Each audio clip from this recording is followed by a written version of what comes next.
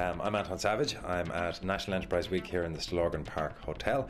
The reason I'm here is because the business that I run, I'm managing director of a company called the Communications Clinic, one half of which is training. We do training for getting people jobs, for sales training, presentations, all of that kind of thing.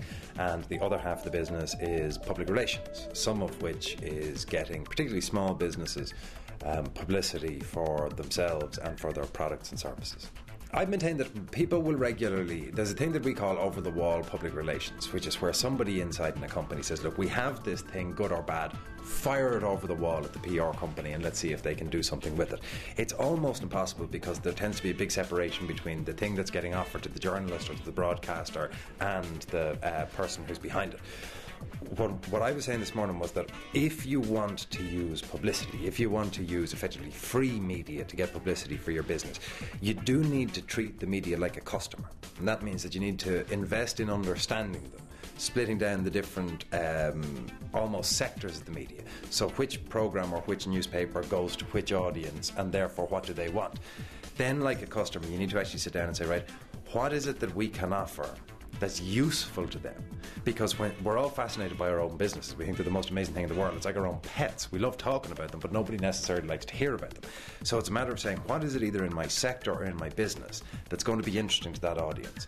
And then your next layer is to say, like you would with a customer, it's not just that I have a product now that I think they'll find interesting or beneficial, but I'm going to have to pitch it with a certain level of passion and enthusiasm and with specifics rather than general vague concept.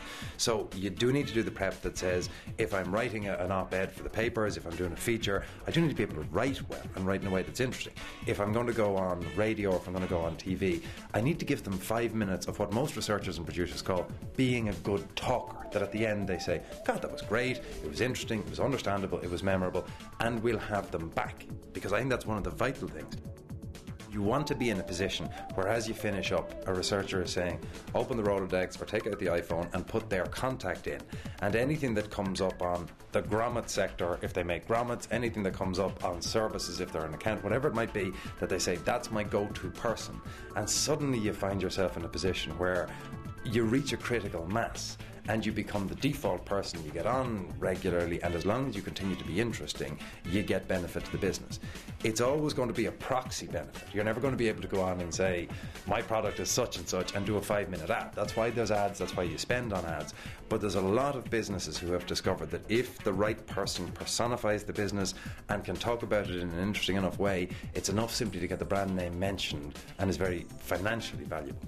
The main factor that's driving me at the moment is largely fear, panic and debt. I remember talking to a guy many years ago who was then worth about 250 million.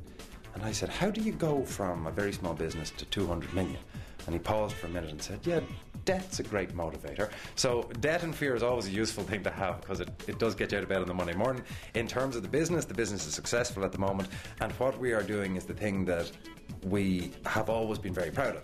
We're working with people we like, we're working with people who do things that are interesting and that are good, because we have a very clear ethical policy on things like we won't work with tobacco companies or any of that kind of thing, and we're helping in some cases people to develop markets, in some cases to do things like ethically and properly handle downsizing so that it protects staff, and in some cases there are still companies who are recruiting and growing, and we're helping them with that.